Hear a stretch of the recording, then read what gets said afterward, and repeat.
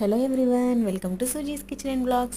ఈరోజు అయితే నేను శ్రీరామనవమికి చేసిన ప్రసాదాలు ఏంటనేది చూపిస్తున్నానండి. మా ఇంట్లో పానకం అయితే చేశాను. రాముల వారికి ఎంత ఇష్టమైన పానకం చేశాను. ఫస్ట్ దాంతోనే స్టార్ట్ చేశాను. నెక్స్ట్ ఏమో ఇంకా పరవన్న రొటీన్ అని చెప్పేసి సేమియా సగ్గుబియ్యం అయితే చేశానండి.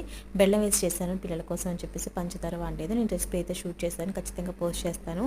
ఇంకా అప్పటికి ఇంకా అలంకరించాను. ఇంకా పూర్ణం గారెలు అయితే వేశాను, కానీ ఇంకా అప్పటికి అవ్వలేదని చెప్పేసి దేవుని దగ్గర అవి అయితే పెట్టాను. ఇంకా నెక్స్ట్ ఏమో పులిహార ఒకటి చేశాను. నిమ్మకాయ పులిహార చేశానండి. చాలా చాలా బాగుంది. నిమ్మకాయ పులిహార కూడా చాలా టేస్టీగా ఉంది. అది కూడా నేను వీడియో షూట్ చేద్దాం అనుకున్నాను, ఇంకా కుదరలేదు, కంగారు అయిపోయింది హడావిడి అంతాగా. ఉగాది రోజు ఇంకా నేను చేసుకోలేదని చెప్పేసి ఇంక ఇవాళ అన్నీ చేశానమాట. ఇంకా నిమ్మకాయ పులిహార తర్వాత ఏమో పూర్ణం బూరెల కోసం అయితే నేను ఇంకా ఉండలు అయితే చుట్టుకొని ఉంచుకున్నాను రెడీగా. ఇంకా పొయ్యి మీదేమో మినపగా వాళ్ళు వేస్తున్నాను అనమాట.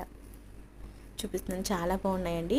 పొట్టుపప్పు కాదు, మినపగుళ్ళు ఉంటాయి కదా అవి, అందుకనే చూడటానికి వైట్గా అనిపిస్తున్నాయి.